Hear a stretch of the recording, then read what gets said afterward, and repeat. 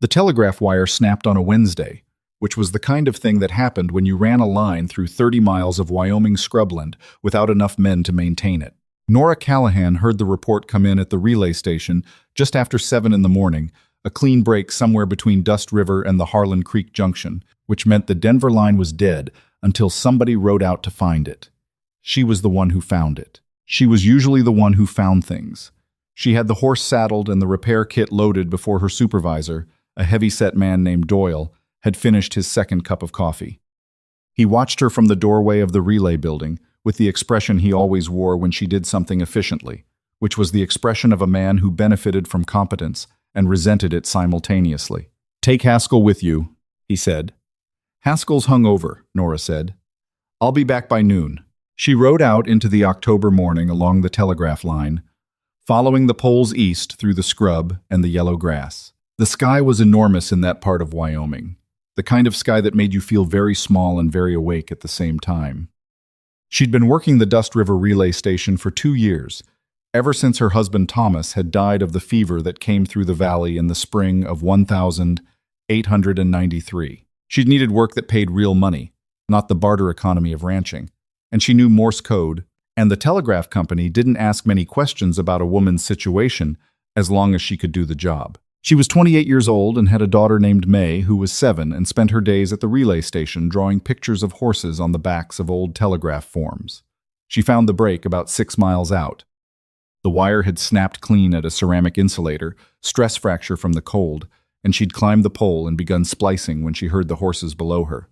3 of them. The man in front was named Aldous Garrett. She knew him the same way everyone in the Dust River Basin knew him, by reputation first, by sight second. He owned the Garrett Land and Cattle Company, which had been swallowing up smaller operations in the territory for the better part of a decade. He was 60 years old, thick-necked, with the kind of face that had once been handsome and had since hardened into something that expected to get what it asked for.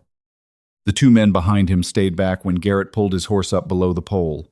"Miss Callahan," he said, though he looked at the wire rather than at her. "Mr. Garrett." She kept splicing. "I'm in the middle of something." "I can see that."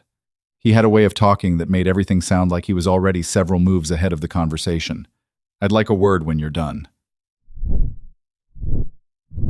She came down when she was done, because there was no graceful way to stay up a telegraph pole indefinitely. She stood at the base of it and looked at him on his horse, which put her at a disadvantage she chose not to think about. He wanted the relay station, not her specifically, not her job. He wanted the building and the land it sat on, a quarter section that the telegraph company leased from a man named Yount, who had died 18 months ago without clear heirs. Garrett had located what he believed was a claim on that land through a cousin of Yount's in Missouri, and he wanted the relay station removed. The telegraph line could run through his property, he said, at the right-of-way rate, but the station itself needed to go. "That's a matter for the company," Nora said. "The company," Garrett said, with the patience of a man explaining something obvious, "is in Denver. I'm here. I thought it was polite to mention it to you directly." It wasn't polite. It was a warning dressed as courtesy. She could see it in the way he held the reins, the particular ease of someone who hasn't had to be genuinely polite in years, because ease was enough. She rode back to Dust River with his words sitting in her chest like a stone in a saddlebag, heavy and awkward and impossible to ignore. The problem with the relay station was the same problem as everything else since Thomas died. It wasn't hers. She worked it. She maintained it. She'd replaced 3 insulators herself last winter when the company hadn't sent supplies in time, and the Laramie line would have gone dark. She'd trained Haskell, who was useless, but officially senior to her. She'd kept the books clean and the timing accurate and the codes logged correctly, and none of that constituted ownership, and Garrett knew it. What she did have was a lease record in the company files that listed her as station operator and a correspondence with a company attorney in Denver named H.C. Birch, who had written her 2 months ago about the Yountland situation. She'd kept the letter. She kept everything. She sat at her desk that evening after May was asleep and read it again. Birch had written that the company was monitoring the situation regarding the Yount quarter section, and that the operator of record should not be alarmed at this stage. The phrase, "at this stage," was the part she'd been living with. It implied there would be a later stage. It implied the alarm was coming, just not yet. She wrote him back that night by lamplight, explaining what Garrett had said on the road that morning. She described the exchange plainly, without drama, because drama was not what the situation needed. Facts were what it needed. Dates, names, the exact words, as she remembered them. She sealed the letter and set it on the desk to go out with the morning dispatch. May appeared in the doorway in her nightgown, holding the cloth horse she'd had since she was 3. "Mama, you're supposed to be asleep." "I know." May came in anyway and sat on the edge of the desk chair, the way she did when she decided that sleep was going to be postponed regardless of what anyone thought about it. She had Thomas's dark eyes and his way of looking at things straight on, without flinching. "Is something wrong?" "Nothing you need to worry about tonight." May considered this with the serious attention of a child who had learned that nothing you need to worry about was information rather than reassurance. "Okay," she said, which meant she was filing it. "Go to sleep." She went. Nora sat at the desk for a while longer and listened to the wind come down off the high country, the way it did in October, with the edge in it that meant the season was turning for real. Garrett moved faster than she'd expected. 8 days after the encounter on the road, a man arrived at the relay station with a document from the Territorial Land Office. It cited the Garrett interest in the Yount quarter section and formally requested that the telegraph company vacate the current station structure within 60 days pending resolution of the title dispute. Nora read it twice. Then she went to the telegraph and sent a message to Denver marked urgent. Then she went outside and stood in the yard and looked at the building she'd kept running for 2 years with whatever was on hand, and she breathed in the cold air until she was steady. Doyle, her supervisor, was less steady. He came down from his office and read the document with his jaw tightening incrementally. "Company'll handle it," he said, which was what he said about everything he didn't want to think about. "When?" "They've got lawyers in Denver." "It's 60 days, Doyle." He went back into his office and closed the door, which was also what he did about everything he didn't want to think about. That evening, Nora received a reply from Birch in Denver. It was brief. The company was reviewing the situation. She should not speak to Garrett directly. She should not make any statements about the land. She should continue operations as normal and await further guidance. She sat with the telegram for a long time. Await further guidance. She'd been awake for 6 years, since Thomas first got sick, making every decision alone, and now a man in Denver who had never repaired a ceramic insulator in a Wyoming winter wanted her to await his guidance. She wrote back. She explained, in precise and careful language, that 60 days in Wyoming winter was not the same as 60 days in Denver, that the Yount title was not as clouded as Garrett was claiming because she had in her possession a copy of the original 1,889 survey that showed the quarter section boundary differently than Garrett's claim, and that if the company did not engage a local attorney, she would need to retain one herself because she was not prepared to simply vacate. She sent it and waited. His name was James Whitfield, and he arrived from Laramie on a Tuesday in November, 3 weeks after she'd sent that second telegram to Denver. He was younger than she'd expected, 32, maybe 33, with the look of someone who had gone to law school on hard-saved money and had the quiet intensity of a person who had learned to make every dollar of education count. He carried a leather case that was newer than his coat, and he had no assistant, which she'd been told to expect. He'd been sent by the company to handle the land question, but he also had a letter of introduction from Birch saying he was capable and thorough, which was the kind of recommendation that told you everything you needed to know about the recommender's investment in the matter. Whitfield sat at her desk and looked at the documents she'd laid out. The 1,889 survey, the Yount original lease, the company's own records going back to 1,891, the letter from Garrett's land attorney in Cheyenne outlining his claim, the 60-day notice. He read them in order without speaking. She didn't try to fill the silence because there was nothing to fill it with. Everything was in the papers, and if he was worth the company's time, he'd see it. "The survey," he said finally. "The boundary line on Garrett's claim runs 50 feet east of where the 1,889 survey places it," she said. "If the original survey is correct, the station sits inside the Yount parcel, not on contested ground." "Where did you get this?" "The county records office in Clemont. I rode down 3 weeks ago." She'd left May with Mrs. Okafor, the postmaster's wife, for 2 days. It had cost her 2 days' pay to make the ride and the filing fee to get the copy certified. She'd spent the money without hesitation. It was filed correctly. It's been there since 1889. Whitfield looked at the survey again. Something in his expression changed. Not much. Just the slight adjustment of a person who has been looking for a thread and found it. Garrett's attorneys would have had access to this. Yes, which means they either didn't look or they looked and decided to file anyway and hope nobody else had it.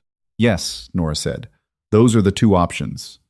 He set the survey down and looked at her directly for the first time since he'd arrived. He had the evaluating attention of someone who had learned to read rooms quickly and had gotten good at it. You've been running this station alone for 2 years. With Haskell. Your supervisor said Haskell is limited. That's a generous description. Something moved through his face. The precursor to something. He picked up his pen. All right. Tell me everything Garrett said on the road. His exact words as best you remember them, she told him. He wrote it down. The thing about Aldous Garrett, which became clear to Whitfield within a week, was that he didn't believe in making small moves. The day after Whitfield arrived and began working from the relay station's back room, a man showed up at the station and disconnected the water supply line that ran from the shared well on the eastern edge of the property. He said there was a maintenance issue. He said it with the easy manner of someone doing a job they'd been assigned. He left without restoring it. Nora carried water in buckets from the creek for 2 days and didn't mention it to Whitfield, who was in Clemont reviewing county records. When he came back and saw the buckets, he asked. She told him. He looked at the disconnected line. He looked at the creek. He looked at the buckets, which were heavy and had clearly been carried some distance. He didn't say anything for a moment. Then he said, I'm going to need to write to someone in Cheyenne. About the water line. About the pattern, he said. The water line is the pattern. The pattern continued. A fence post on the northern edge of the property was pulled out and left lying in the grass. A supply wagon from the company arrived and reported that the access road had been blocked by a fallen tree, that 2 men on horseback could have moved in 10 minutes if they'd had the inclination. The tree was removed without anyone seeing who removed it. The company's Denver office sent a letter asking Nora to please document everything, which she had been doing since before anyone asked her to. May watched all of this from the station doorway with those direct, dark eyes, and said nothing at school about it when Nora asked, though Nora suspected she said plenty to her horse drawings. Whitfield worked with the specific, concentrated energy of someone who understood that the documents were going to win this, if anything was going to win it, and losing patience would only cost time. He mapped the 1,889 survey against the current county plat. He located a second survey from 1,891 that corroborated the first. He wrote to the county surveyor's office in 3 adjacent counties, looking for any additional Yount records. He wrote to Missouri, where Garrett's claimed heir was supposed to reside, requesting documentation of the inheritance chain. Missouri wrote back. The documentation was thin. The connection between Yount and the Missouri cousin was 2 generations of family memory and 1 letter that had no official registration. It was not nothing, but it was not solid. He filed on that? Nora asked. He filed on the assumption that nobody local would have the original survey or the energy to fight it, Whitfield said. He was sitting at her desk in the evening, papers spread in front of him, the lamp making a warm circle on the table. He looked tired in the way of someone who had been careful for too long. Most of the time he'd be right, but not this time. Not this time. He looked at her. Because of the survey you went and got. She didn't say anything to that. She poured them both coffee and sat down across from him. And for a moment the only sound was the wind at the window and the sound of May sleeping in the back room. How did you know to go looking for it? He asked. I know this land, she said simply. Thomas and I talked about the boundary when we first came here. He was careful about that kind of thing. He said the Yount line felt wrong where Garrett had always claimed it, even before there was a dispute. She wrapped her hands around the cup. When Garrett showed up on that road, I remembered what Thomas said, and I went to check. Whitfield looked at her steadily. Your husband sounds like he was a careful man. He was. She looked at the lamp. He would have been better at this than I am. I don't think that's true, Whitfield said. It was a simple thing to say, and he said it simply, not as a consolation, just as an assessment. She looked at him and decided she believed him. And then she went to check on May, who was sleeping with her cloth horse pressed against her cheek, breathing the slow breath of someone entirely unafraid of what the morning might bring. The confrontation came on a Thursday in December, 2 weeks before the hearing date that Whitfield had finally compelled the territorial court to set. Garrett arrived at the relay station in the early morning with 4 men. No pretense this time about courtesy. He sat on his horse in the yard and waited for Nora to come out, and she came out because she wasn't going to let him wait in her yard as though it were already his. He told her the hearing was a formality. He told her the judge, a man named Pardo in Clemont, had reviewed the matter and found the company's documentation insufficient. He told her she had 2 weeks to arrange alternative housing and that he was prepared to offer her a settlement, a modest sum for the inconvenience, if she agreed not to contest the vacate order. Nora stood in the cold morning air and looked at him and said nothing for a moment. May had come to the door. Nora could feel her there without turning around. "The hearing is in 2 weeks," Nora said. "Miss Callahan." "Mrs. Callahan," she said. Not angry, just exact. "The hearing is in 2 weeks, Mr. Garrett. Everything I have to say about this property I'll say there." Garrett looked at her with the expression of a man who had miscounted the number of moves he had left. The men behind him held their horses and waited. "This county," Garrett said, "doesn't go well for people who fight what's settled." "Nothing's settled yet," Nora said. "Not by law." He rode out. She stood in the yard until they were gone, and then she turned around, and May was standing in the doorway with her cloth horse and her straight-backed posture and her father's dark eyes. "Was that him?" May asked. "Yes." May looked at the empty road. "He's not very nice." "No," Nora said. "He's not." "Is Mr. Whitfield going to fix it?" Nora came back up the steps and put her hand on her daughter's shoulder. "We're going to fix it together," she said. "Mr. Whitfield knows the law and I know the land, and between us we've got more than Garrett's got." May considered this with the measuring look she gave everything important. "Okay," she said, the same way she always said it. Like it was a decision. The hearing was held in Clemont on a Thursday morning in mid-December, in the territory's land office, which doubled as a courtroom when needed. The room smelled like old wood and coal smoke and the close air of too many people in a small space. About 30 people had come, ranchers and shopkeepers and a few women from the town, because a land case between the Telegraph Company and Aldous Garrett was the kind of news that traveled in a small territory. Nora sat at the respondents' table with Whitfield. She'd worn her good dark wool jacket and she sat straight in the chair. May was behind her on the bench with Mrs. Okafor, who had driven out from Dust River because she said she wanted to see it, and nobody had told her not to. Garrett sat across the room with his attorney, a composed man from Cheyenne named Ehlers, who had a suit that had cost more than Whitfield's entire travel budget. Garrett watched the room with the settled confidence of a man who had arranged things in advance and was comfortable waiting for the arrangement to play out. Then Ehlers saw Whitfield's survey materials spread on the table. He leaned over and said something quiet to Garrett. Garrett's expression didn't change, but his jaw tightened by a fraction. Judge Pardo came in, and everyone stood.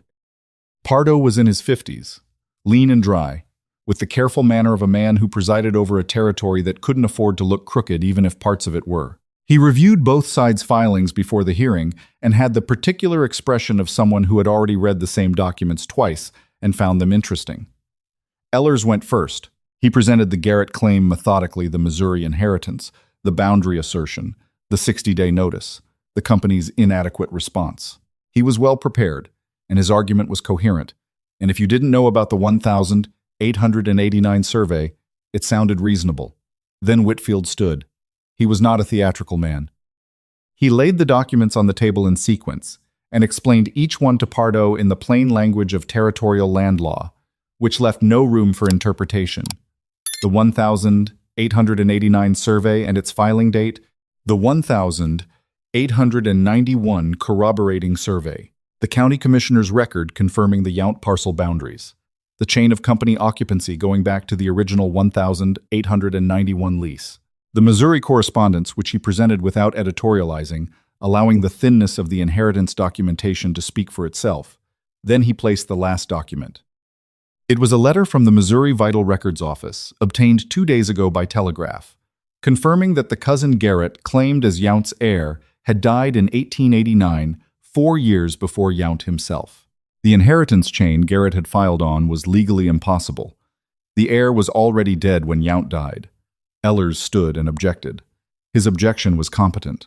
But the letter was dated and sealed, and Whitfield had the Telegraph record of the request to show it was genuine. Pardo looked at the letter for a long time. He looked at the surveys. He looked at Garrett. He looked at his own hands for a moment, which was the look of a man doing arithmetic about what he could and couldn't ignore. Garrett said something quiet to Ehlers. Ehlers said something back. Neither of them looked satisfied. Pardo set the documents down. The petition filed by the Garrett Land and Cattle Company relies on an inheritance claim that is demonstrably invalid, he said. He said it in the flat, deliberate way of a judge who has decided to let the record speak rather than himself. The heir named in the claim predeceased the property holder by 4 years. The boundary assertions rest on a survey that conflicts with 2 prior filed surveys, both of which were recorded and certified by this county's own office. He paused. The station and parcel in question are occupied lawfully under company lease. The petition is dismissed. The room was quiet for a moment, the way rooms get quiet when something has resolved that has been unresolved for a long time. Then Ehlers began gathering his papers. He did it with the composed efficiency of a professional who had lost before and knew how to leave a room. Garrett sat in his chair and looked at the front of the room, and on his face was the expression that Nora would think about for a long time afterward, that complicated thing she couldn't quite name. Not simple anger. Something older. The look of a man who had built a version of the world over many decades and was watching a corner of it refuse to hold. Whitfield put his hand briefly on the stack of documents and then looked at Nora. "It's done," he said. "Almost," she said, because Garrett was still in the room and she had the instinct, grown from 2 years of managing things alone, to not count a thing finished until it had actually finished. She was right. Garrett stood up. He crossed the room without being asked, and he stopped a few feet from the table, and he looked at Nora with that complicated expression up close. His attorney had already gone to speak to the clerk. The room was emptying. It was just the 2 of them and the distance between them and the morning light coming through the high windows. "You don't know what that station sits on," he said. His voice had gone quiet, which she'd learned was worse than when it was loud. She looked at him. "It sits on documented land under legal lease," she said. "That's all it needs to sit on. The railroad's coming through in 3 years," he said. It wasn't a threat. It had the quality of something he'd been holding, something he'd decided to put down now that the rest of it hadn't worked. That quarter section is going to be worth 4 times what it is now. 5 times.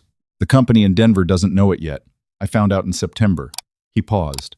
I thought I could get it quiet before anyone understood what was there. She looked at him for a long moment. "And instead you made sure everyone in the county knows exactly what's there," she said. "Because you filed and lost publicly." Something moved through his face. The arithmetic of that. He hadn't thought about it that way. She could see that. Men who were used to winning rarely thought through what losing cost. "Write to your company in Denver," Nora said. "Tell them what you just told me. On the record." She paused. "It would be better for you than having them find out another way." Nora said. He held her gaze for a moment. Then he picked up his coat and walked toward the door, and his footsteps were the only sound in the room, and the door closed behind him, and Nora stood in the empty land office and breathed in slowly and let it out. She turned around. May was watching her from the bench. Mrs. Okafor had her arm around May's shoulders. May's cloth horse was in her lap, and her expression was the one Nora recognized, the face her daughter made when something important had concluded, and she was cataloging it. Nora crossed the room and sat down beside her daughter. "It's over?" May asked. "The legal part," Nora said. "Yes." May thought about this. Then she put her head against her mother's arm, which was something she didn't do often, because she was 7 and had opinions about being small. Nora held very still so as not to disturb it. "Is Mr. Whitfield going to stay?" May asked. "He has to go back to Laramie," Nora said. "Oh." A pause. "He's good at his job?" "He is.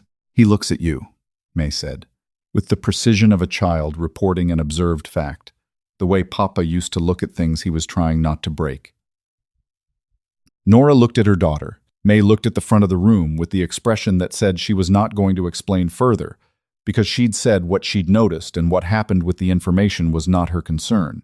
The ride home from Clemont took 2 hours. Whitfield drove.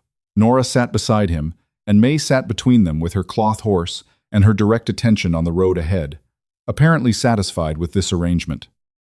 The December sky was doing what it did in the Wyoming high country, turning the particular hard blue of cold that was almost silver at the horizon. The land was still and flat and enormous in the way that had overwhelmed Nora when she first came west, and that she had since come to need, the way you come to need the particular smell of a room you've lived in long enough. Whitfield drove and didn't talk, which she'd come to appreciate about him. He understood the difference between silence that needed filling and silence that needed leaving alone. After a while, he said, "Garrett told you about the railroad." "Yes. You're going to need to write to Denver immediately. Tonight if you can manage it. They need to know what's coming before Garrett gets there first." "I know." She'd already composed the letter in her head. "I'll send it on the morning line." He glanced at her. "This changes things for you. If that assessment is right, if the railroad right-of-way comes through that parcel, the company is going to want to restructure the lease. They're going to want someone they trust on site who understands the land and the history of the title. Someone like the woman who went and got the 1,889 survey." He looked at the road. "Something like that." He paused. "I'm going to recommend in my report that the company formalize your position. Not just operator of record, station manager with documented authority over the property decisions." She was quiet for a moment. "That's not a small thing," she said. "No," he agreed. "It's not." They drove the rest of the way in the particular silence of two people who have said something important and are letting it settle. May had fallen asleep between them by the time they reached Dust River, her head against Nora's arm, her cloth horse tucked under her chin, her boots on the wrong feet because she'd put them on herself in the rush that morning and nobody had corrected it. 3 weeks after the hearing, on a clear evening in January, Nora sat on the relay station steps with Whitfield. He'd come back from Laramie to deliver the company's formal letter, the one that said what he'd said he'd recommend: station manager, documented authority. An increase in pay that was still not what a man would have been paid, but was more than she'd had, and she was practical enough to take what was real over what was right and fight for the rest of it separately. The letter was folded in her jacket pocket. She'd read it 3 times. The yard was frozen. The telegraph line ran from its pole across the dark sky, the line that she'd been climbing and repairing for 2 years, the line she'd been up on the morning Garrett stopped his horse underneath her and started all of this. "The water line," she said. He looked at her. "He had it disconnected the day after you arrived. I carried buckets for 2 days, and I didn't tell you right away because I didn't want to seem like I was cataloging grievances." Whitfield was quiet for a moment. "You should have told me." "I know." She looked at the dark line of the telegraph across the sky. "I've been doing things alone for a long time. I keep forgetting I don't have to." He didn't answer that immediately. She'd noticed he did that, gave things room to be what they were without immediately covering them with a response. "I'm going to be back and forth," he said. "The railroad question is going to generate paperwork for the next 2 years. The company's going to want someone tracking the title situation on the ground. That's me." "That's you," he agreed. "Which means I'll be back. Regularly." He paused. "If that's all right." She looked at him. He was looking at the telegraph line the way she'd been looking at it, which meant he was not quite looking at her, which meant he was being careful, which she'd come to understand was his way of handling something he wasn't sure of yet. "It's all right," she said. May appeared in the doorway behind them. She had a lamp and her cloth horse and her boots on the right feet, because somewhere in December she'd decided she was old enough to do that reliably. She looked at the two of them sitting on the steps in the cold with the particular attention she gave to things she'd decided were important. "It's cold," she said. "Yes," Nora agreed. May came and sat on the step below them without being asked, wrapping her blanket around herself, her lamp set on the step beside her. She looked out at the yard the way she looked at everything, straight on, with the patient consideration of someone who was going to understand it eventually and wasn't in a hurry. After a while, she said, "The gray horse at the Okafor's livery, the one without a name. What about him?" Whitfield asked. "He should have a name," May said. "It's not right not to have a name." Nora looked at Whitfield. Whitfield looked at May. "What would you call him?" he asked. May thought about this with the seriousness she brought to things that mattered. "Thomas," she said. The name settled in the cold air between all 3 of them. Nora felt it land, felt the weight of it and the rightness of it simultaneously, the way her daughter had arrived at the name without making it a performance or a wound, just a fact, just a thing that was true and could be said. "That's a good name," Whitfield said quietly. May seemed satisfied. She opened her book and held it in the lamplight and began to read. Apparently done with the conversation, apparently confident that she'd said what needed saying and the rest of it was the adult's business to sort out. The telegraph line was still against the dark sky. Somewhere down the Harlan Creek Junction, the line that Nora had spliced herself was holding through another Wyoming winter, the repair invisible from here but there, solid, doing its work. She thought about the morning she'd ridden out to fix it, the 7 miles of frozen scrubland, Garrett's horse below the pole. The way he'd looked up at her with the particular confidence of a man who had never had to look up very far, the spoke had cracked, the line had snapped. She'd ridden out to fix it, and ended up somewhere she hadn't planned to be, which was still here, in the same place, but with more of it being hers. She didn't have a clean word for that. She'd stopped needing one. The cold was real, and the stars were coming out over the Wyoming high country, hard and bright and more numerous than any person ever got used to, no matter how many winters they'd watched them appear. And May was reading on the step below her with her lamp and her horse named Thomas, and the particular piece of a child who had made her assessment of the situation and found it acceptable. And the telegraph line ran its clean line across the dark sky, carrying the voices of people who were far from each other into something almost close. Nora put her hands around her coffee cup and let the warmth come through.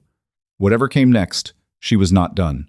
She was, if anything, just beginning.